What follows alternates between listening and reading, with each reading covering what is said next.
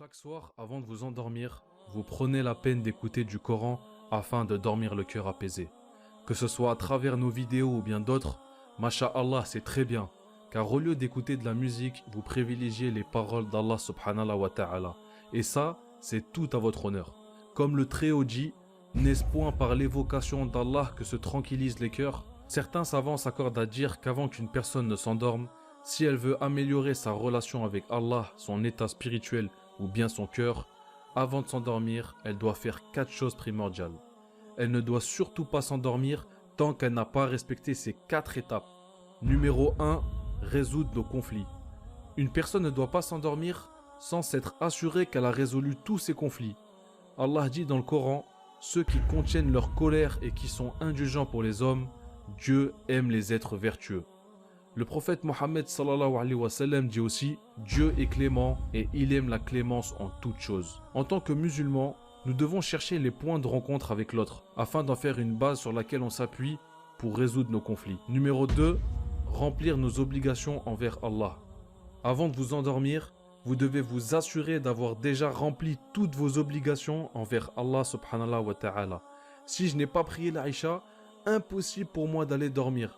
C'est ce que tout musulman devrait se dire, je ne peux pas aller m'endormir tant que je n'ai pas prié. Tant que je n'ai pas pris le temps de m'asseoir et de m'entretenir en privé avec mon Créateur, afin de se repentir auprès d'Allah et lui demander pardon pour tous les péchés qu'on a pu commettre dans le passé. Numéro 4, prévoir notre fin sur terre.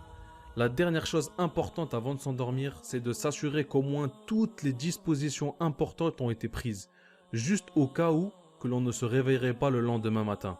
Régler tous nos problèmes financiers, familiaux, tout ce qui doit être fait avant notre mort, afin que si l'on part demain, nos proches puissent manquer de rien et ne pas partir non plus avec des dettes. D'après Abu Huraira, qu'Allah soit satisfait de lui, le prophète Mohammed sallallahu alayhi wa sallam a dit « L'âme du croyant reste suspendue en raison de sa dette, tant que celle-ci n'est pas acquittée. » Même si ça peut paraître très morbide pour beaucoup d'entre nous, la mort peut venir à tout moment dans notre sommeil même. C'est la raison pour laquelle il faut prévoir notre fin sur terre, même si Allah seul connaît notre destin.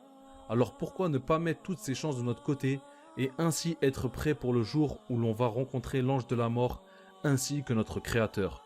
Appliquer ces 4 choses vous permettront de faire le vide dans votre tête et dormir apaisé. Faire le maximum pour être prêt à rencontrer notre Seigneur Allah subhanahu wa ta'ala. Qu'Allah nous facilite et nous préserve dans la piété et que l'on fasse partie des croyants vertueux. Amin. Wassalamu alaikum.